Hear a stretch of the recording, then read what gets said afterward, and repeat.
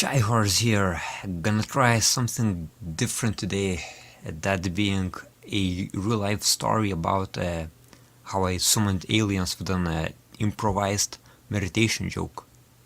Yeah, I even made some drawings and shit. Also, just in case I ever decide to make a career as a meditational coach, this is not a promotion for that.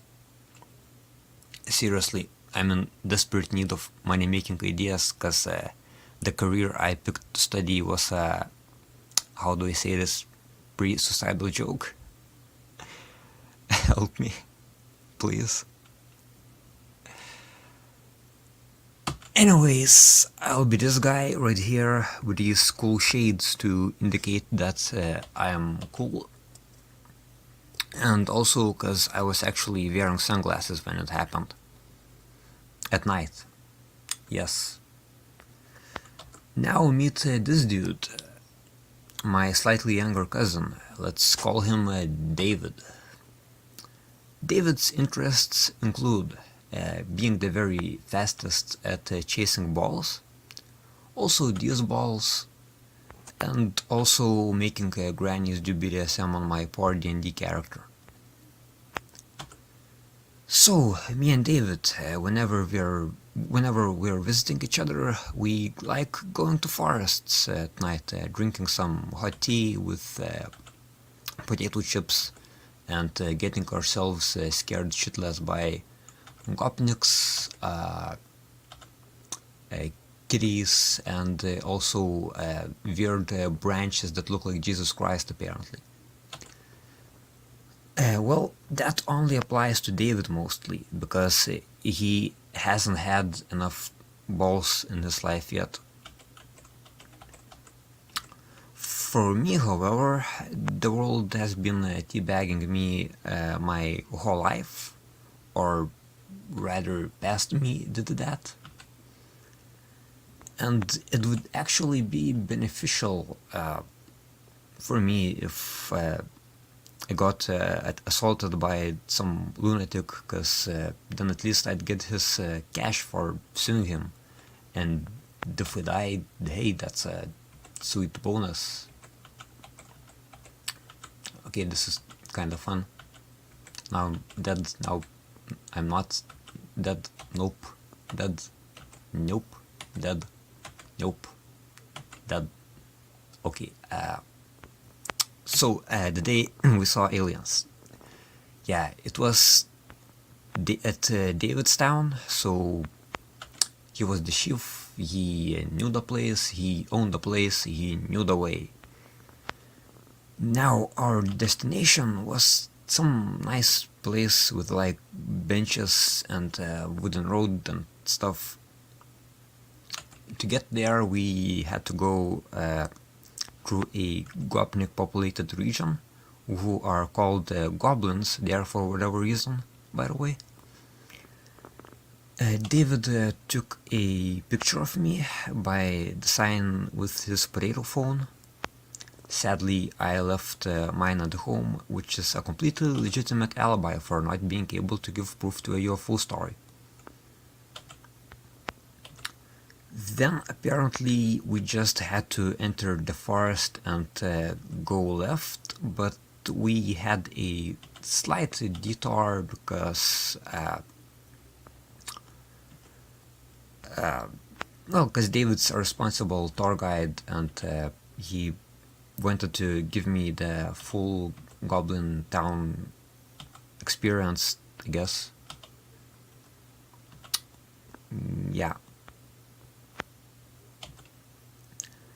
Finally, we were chilling on a bench with our tea and chips, naming all canon cartoon lesbian chips, like Bubblein, Cora and something, the many horse ones, and lastly the alien ladies from Steven Universe got mentioned.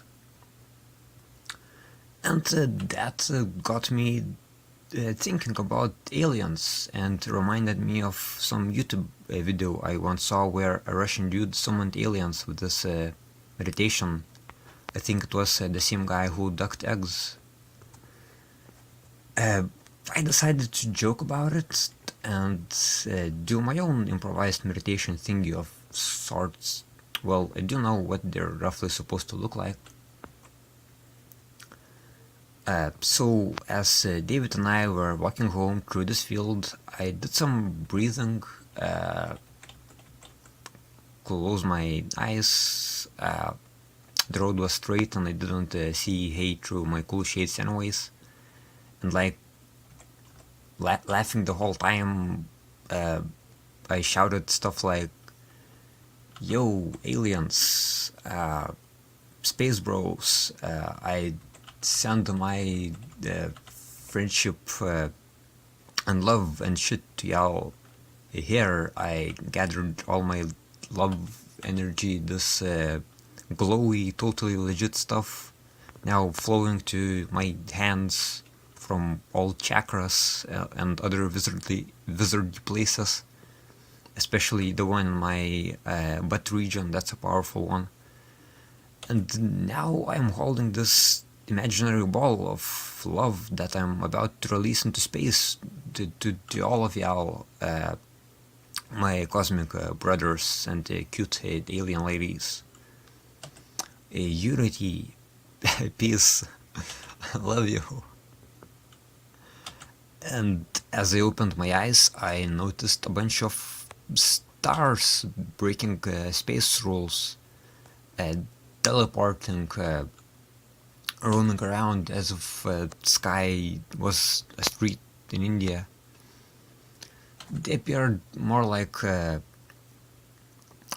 not singular lights, but lines of smaller lights from a closer look, though not really closer, because unfortunately me and David had no Red Bull to give us wings. Also, they shot like lightning bolts, but the horizontal ones, maybe 4 times in total. I assume they were lightning bolts of friendship for my entertainment, like fireworks or something like that, and not war reasons. David tried filming it with his potato, but it's a vegetable, sadly, and the green is just and and the screen is just totes black in recording. Only our voices can be heard as I'm shouting about space love, and David is swearing in Russian and Polish.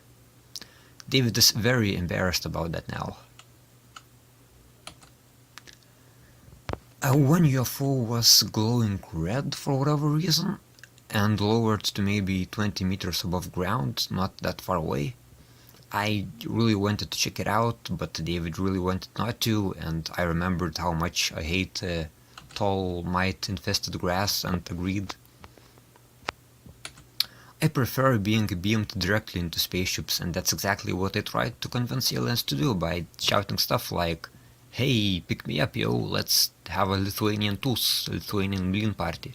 Share our blin pancake recipes for love, yo, and unity throughout the cosmos." And then I tried beatboxing to show how much fun my party idea would be, but that was... I was pretty horrible, actually. My idea was to reach home, grab my non-vegetable phone and use it, but UFOs went away as we reached civilization, sadly. At that time, my communication attempt theme shifted to intimate relationships, and I was trying to inquire whether or not one of the aliens is a cute alien lady, perhaps, and if she's maybe single or looking for exotic interplanetary relationships with someone like me, maybe.